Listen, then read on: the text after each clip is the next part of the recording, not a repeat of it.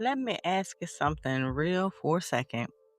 Have you ever been in a relationship where it felt like you and your partner were living in two completely different worlds, even though y'all share the same bed, the same bills, and the same I love yous?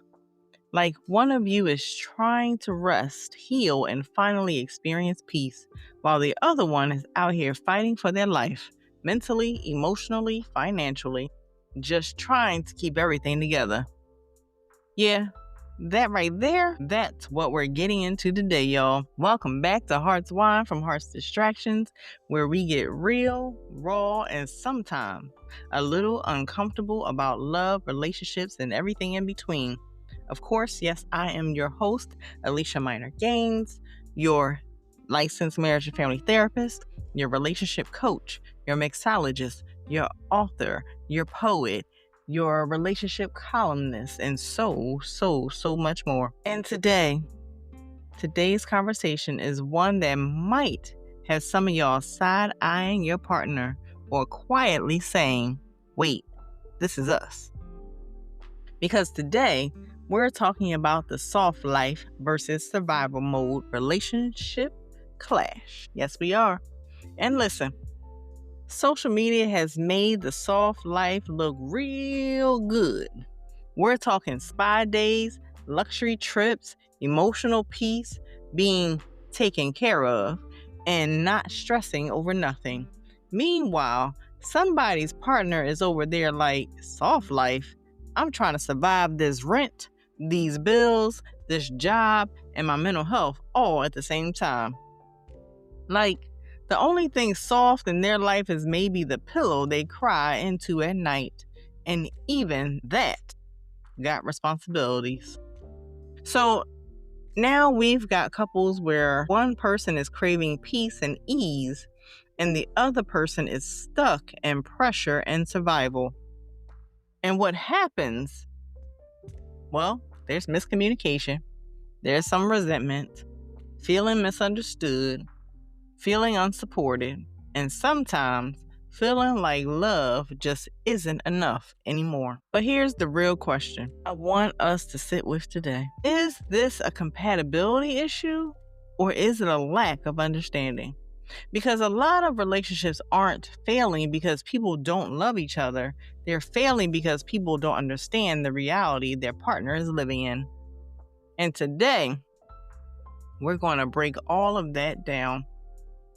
We're talking psychology, real life situations, some uncomfortable truths, and yes, I'm going to step on a few toes, of course, but in love. So if you've ever felt like you're carrying the relationship, or like your partner just doesn't get it, or if you've ever said, why can't we just be happy? This episode is for you. So get your glasses ready, maybe even grab a snack if you're hungry. And let's pour into this wine today, shall we? Now, before we start pointing fingers, I want us to really understand what we mean when we say soft life. Because social media has watered this thing all the way down to just aesthetics. Pretty robes, brunch dates, being flown out, and not answering calls after 8 p.m. And don't get me wrong, that looks nice. I'm not mad at it at all. I support peace all the way. I support rest every day. And I definitely support luxury if you can afford it. Yep, I support all of that. But the real definition of a soft life isn't just about money or lifestyle. It's about emotional safety. It's about waking up and not feeling anxious all the time. It's about not having to constantly be in fight or flight mode. It's about being in a relationship where you feel secure, supported, and not like you have to struggle just to be loved. And according to research in marriage and family therapy, chronic stress, especially relational stress, can actually reduce emotional connection and increase conflict between partners. That means when one person is constantly stressed and the other is seeking peace, it creates an emotional imbalance that can feel like distance. Now, here is where it gets tricky, Because for the partner in survival mode, the soft life can be unrealistic. It can feel like pressure. It can even feel like entitlement. Like, you want peace? I want peace too. But somebody got to pay these bills. And now instead of the soft life feeling like a shared goal, it starts to feel like a burden placed on one partner. And on the flip side, because there's always a flip side, the partner seeking a soft life might feel like, why does everything have to be so hard with you? Why can't we just enjoy life? So now both people feel misunderstood, and that's where the disconnection begins. Now let's talk about the other side of this, because survival mode doesn't get talked about with the same softness, the same grace, or the same understanding. And honestly, it should. Because there are people in relationships right now who are not choosing stress. They're choosing to respond to it. They're responding to it. They're not avoiding peace.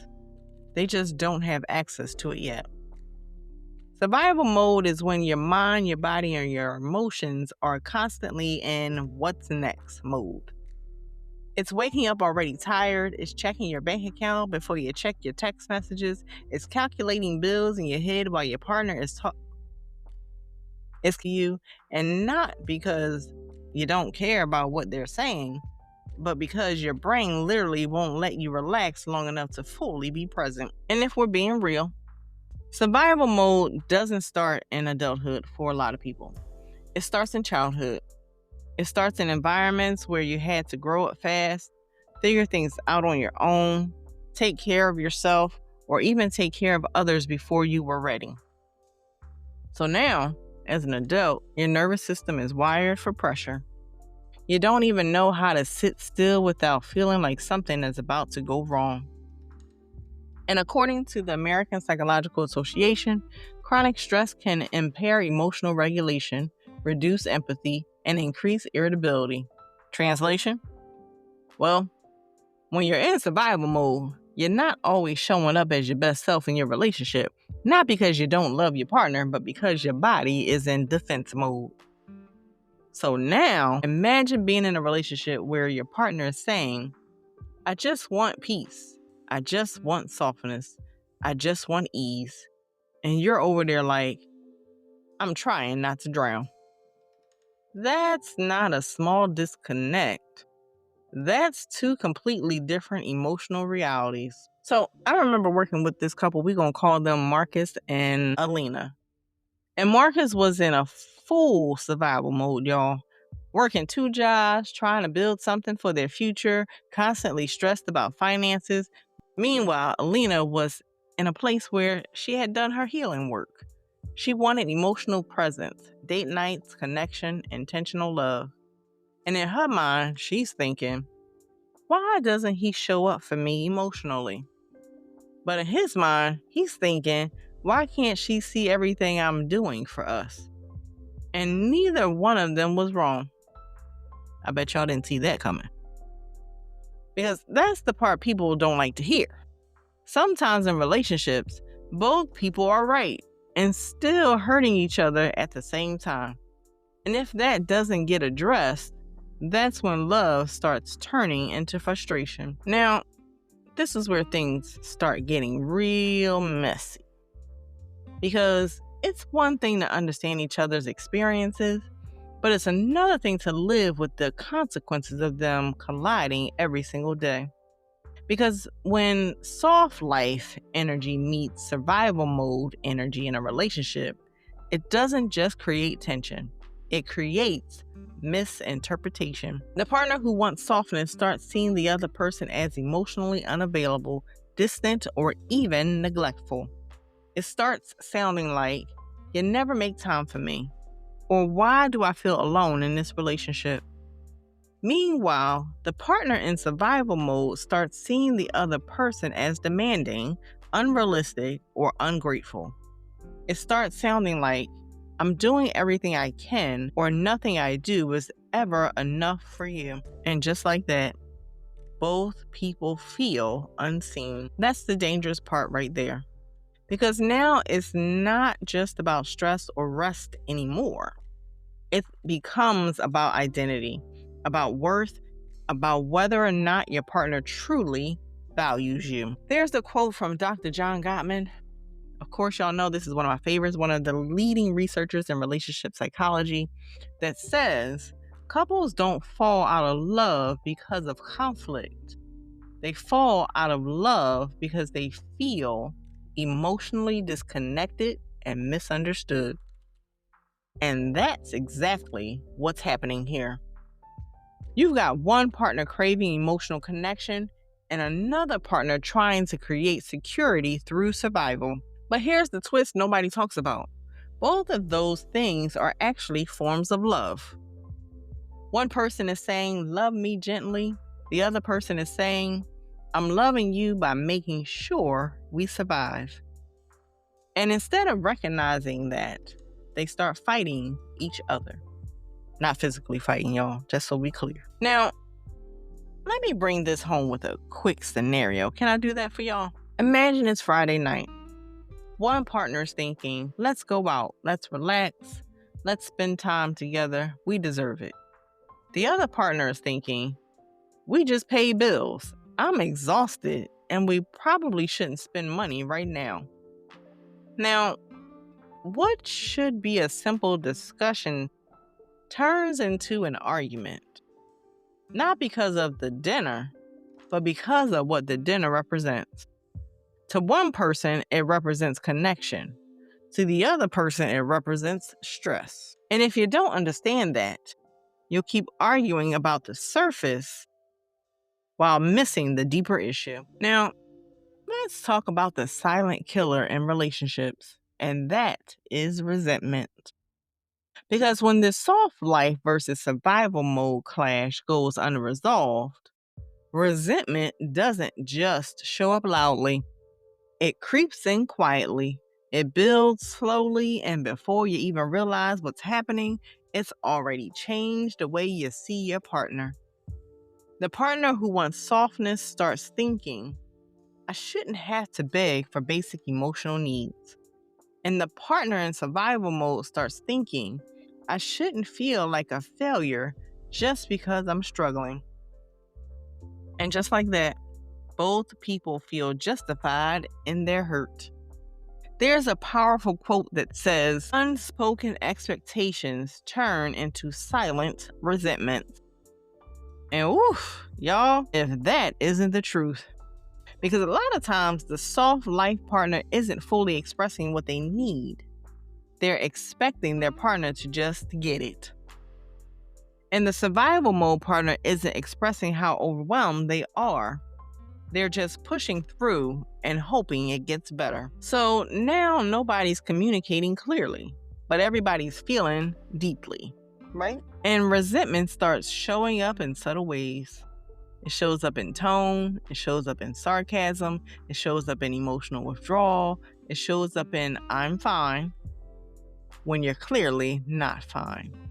And over time, it erodes the relationship. There was a study published in the Journal of Marriage and Family Therapy that found unresolved resentment significantly predicts relationship dissatisfaction and emotional disconnection.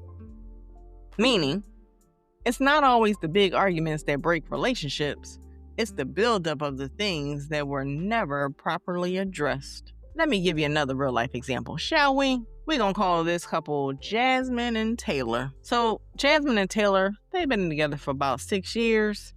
Jasmine wanted more intentional time, more emotional presence. Taylor was focused on building financial stability after growing up in poverty. Jasmine started feeling neglected.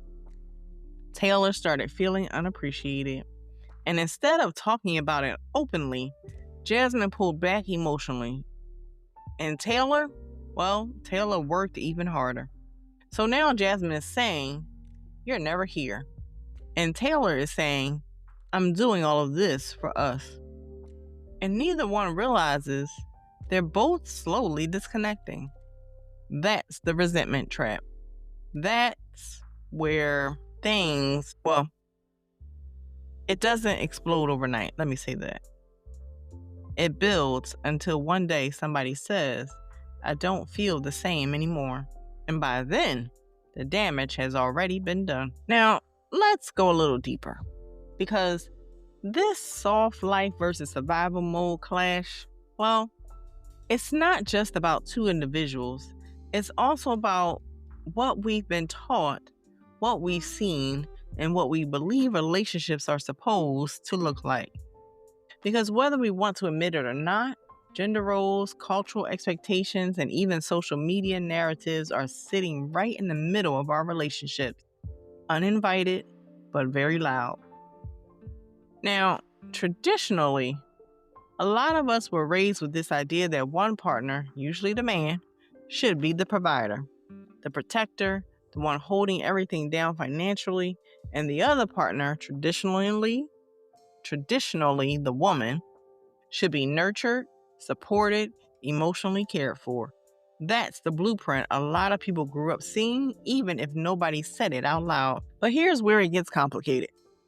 We're living in a time now where both partners are working, both partners are stressed, both partners are trying to heal from their own past, and yet those old expectations didn't just disappear.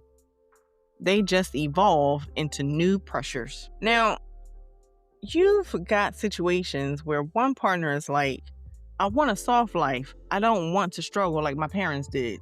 And the other partner is like, I'm trying to give us a better life, but I can't do that without grinding. And now we're back at the clash. But let's also be real about this, because sometimes the soft life conversation gets gendered in a way that creates tension. You'll hear things like, a man should provide so a woman can rest. Or if he wanted to, he could and would. And while those statements can feel empowering on the surface, they can also create unrealistic expectations if both partners are not aligned financially, emotionally, and mentally. And for my LGBTQ plus couples listening, this dynamic shows up too, just in different ways. The question becomes, who is carrying the emotional load? Who is carrying the financial load? And who is burnt out? And who is asking for more? Because regardless of gender, imbalance is imbalance. And when one partner feels like they're carrying more than the other, whether it's money, emotional labor, or responsibility, that's where resentment starts to grow roots, y'all. There's also a cultural piece here that we don't talk about enough either. Some of us come from backgrounds where survival mode is normalized, where struggle is expected, where resting too much is seen as lazy. So when you enter a relationship with someone who desires softness, it can feel foreign. It can feel uncomfortable. It can even feel unsafe. Because your brain is like, wait, we're not supposed to be this relaxed. Something's about to go wrong. And on the flip side, if you're someone who has worked hard to escape survival mode, the idea of going back into it, even emotionally, can feel triggering. So now both partners are not just reacting to each other, they're reacting to their past.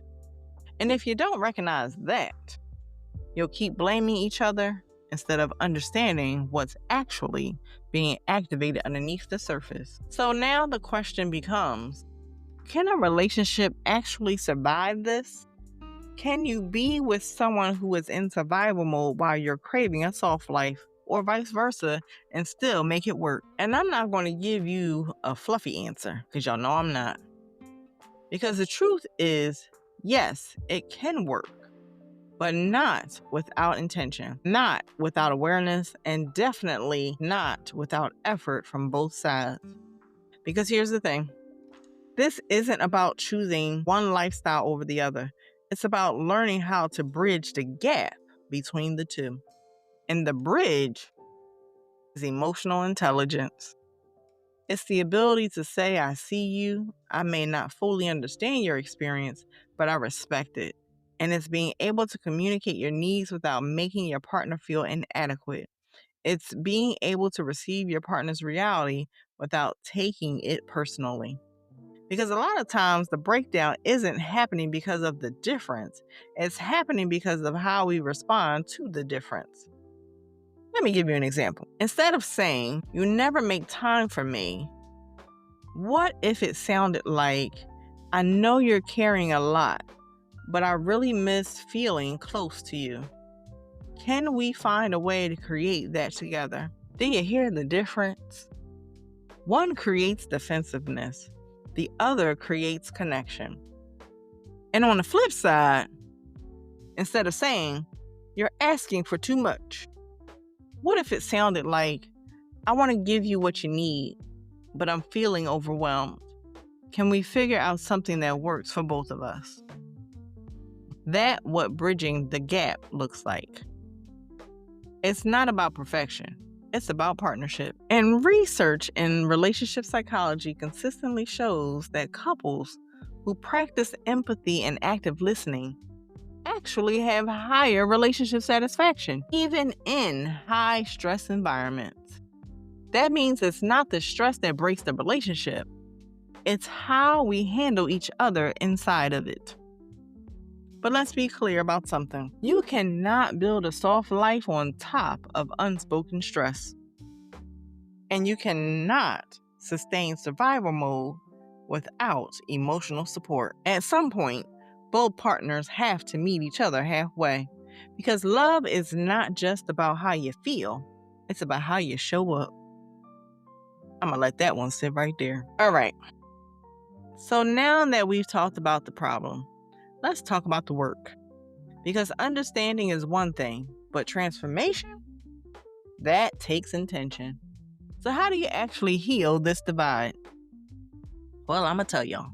First, there has to be honest communication. And I don't mean surface level conversations like "I'm tired" or "I just want more."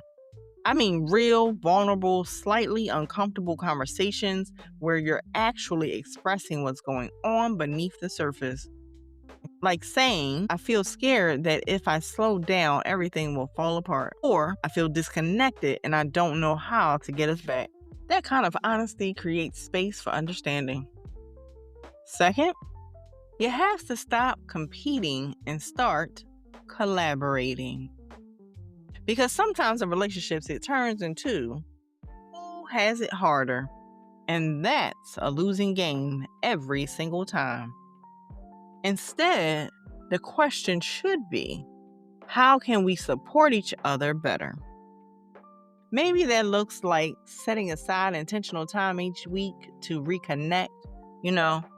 No phones, no stress, just presence. Maybe it looks like creating a financial plan together so one partner doesn't feel like they're carrying everything alone. Maybe it looks like therapy, individually or as a couple, to unpack the deeper patterns that are showing up. Or maybe it looks like relationship coaching, because you need some real life actionable steps. You might need to jump in and just do that. Because let's be real, some of this isn't just relationship stuff. It's healing stuff. There's a quote by Bell Hooks that says, "Love is an action, never simply a feeling." And healing this divide, that's an action. It's choosing to show up differently.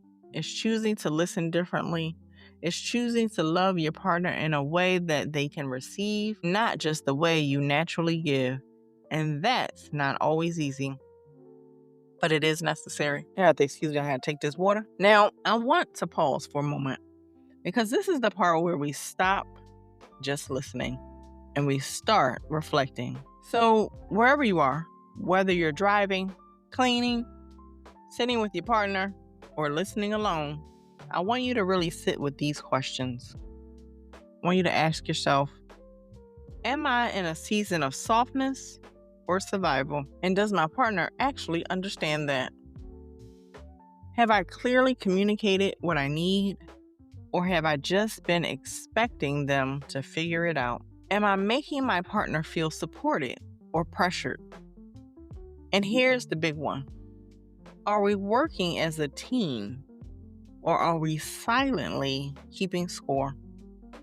Because the answers to those questions, that's where your clarity is. That's where your next step is.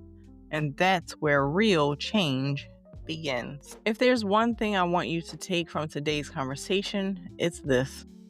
Just because you and your partner are experiencing life differently doesn't mean the love between you isn't real. But it does mean that love is going to require more intention. Because relationships don't break just because life gets hard. They break when two people stop trying to understand each other inside of the hard. And what we talked about today, the soft life and survival mode clash, it's not about who's right and who's wrong. It's about recognizing that both people are responding to something real.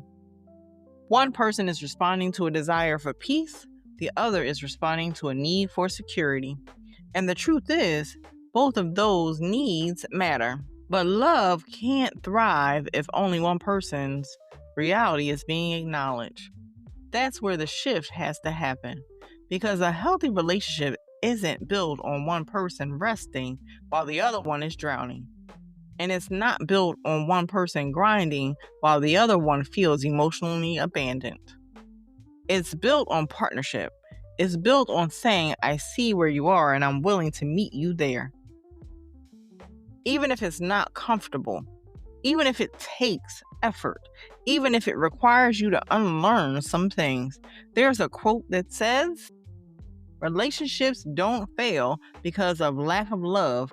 They fail because of lack of alignment. Put that in your back pocket. And alignment doesn't mean you're always on the same page or even agree. It means you're willing to read the same book together, page by page, chapter by chapter, season by season. So if you're in a place right now where you feel like you and your partner are disconnected, like you're speaking two different emotional languages, like one of you is asking for softness while the other is just trying to survive, don't rush to walk away. Pause, reflect, communicate, because sometimes the problem isn't that the relationship is broken, it's that it hasn't been fully understood yet. And understanding, that can change everything. Now, before we go, I want to leave you with a short piece, something to sit with, something to feel, because y'all already know, around here, we don't just talk about love, we feel it. So here you go. You asked me for softness while I was still learning how to survive. You wanted roses and rest while I was counting how to stay alive. You saw distance. I felt pressure. You needed presence. I was chasing better. Somewhere between your peace and my pain, we stopped hearing each other and started keeping score instead. But love was never the problem. We just forgot how to meet in the middle of what we were both carrying. And if that hit you a little differently, that's okay. That means you're paying attention. That means something in you is ready to shift. And that's what this space is for. That's what that poem was for. Hopefully it woke you up. And if it did wake you up, this is what I want you to do. I want you to go subscribe to my YouTube channel, Heart Spawn from Heart's Distractions on YouTube. Go to my website, www.aliciasdistractions.com. Purchase my poetry book if you like that poem. Although that one's not in the book, but there are a lot more like it. Called Distractions of the Heart, and it is available on Amazon. And of course, always feel free to follow me on social media, on Instagram, TikTok, and Facebook. I want to thank you for sitting with me today, for growing with me, and for being open to these conversations that don't always have easy answers, but always have truth. This is Heart Spawn from Heart's Distractions, where the tears, the lessons, and the love all come together. You don't have to stay in soft life mode. You don't have to stay in survival mode. You can choose to have a blend, and maybe that's even better. But remember to stay connected intentionally and to remain understanding of where your partner is. And for that, continue to love one another, grow with one another, and always take care of your heart. Cheers.